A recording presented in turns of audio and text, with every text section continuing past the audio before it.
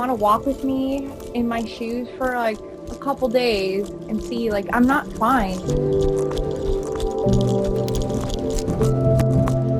In the 2 years since we first introduced you to Nicole Rosca, she says her health has only declined. I have not found any remedy, anything for the stomach issues, the shortness of breath. Rosca serves with the Florida Air National Guard, but it was on 2 tours to Iraq with the Minnesota Air National Guard in 2007 and 2009 that she was exposed to toxic burn pits. I walk into an office and they're like, let me see your fit record. Let me see you. They're like, you look so good. You look perfect. You look fine. But I'm like, I'm in pain every single day of my life.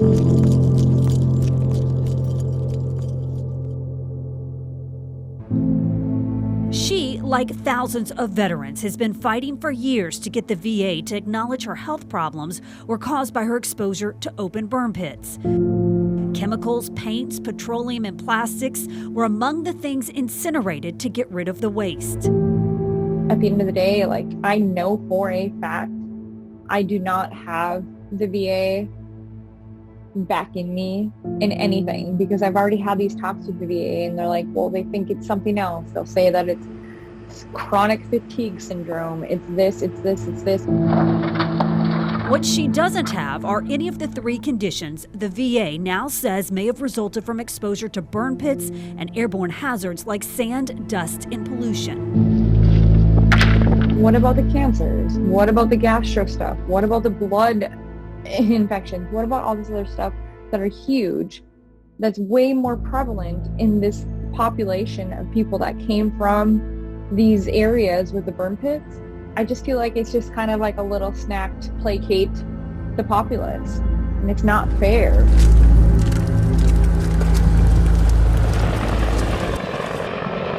She's watched as those she served with have been buried. Friends like Amy Muller, who died of pancreatic cancer at the age of 36. Just turned 36 today.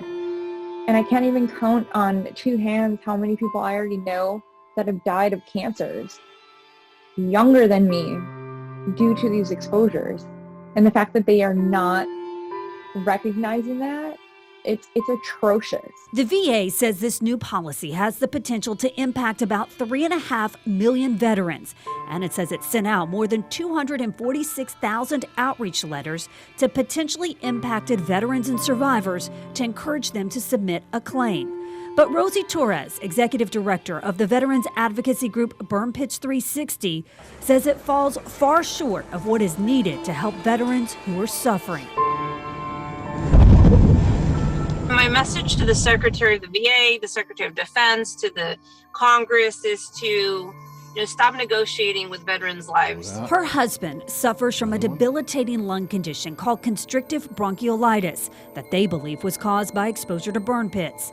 Their group has been pushing for the VA to add 23 illnesses they say are linked to these burning waste sites. She says the VA right now is only offering veterans breadcrumbs.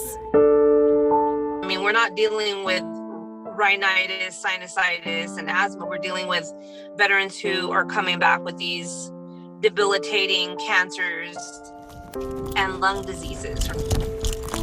Both Rosca and Torres say the battle doesn't end here.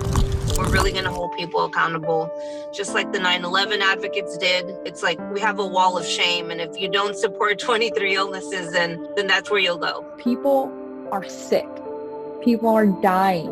And I want to see that it happens way more expeditiously than Agent Orange. Like,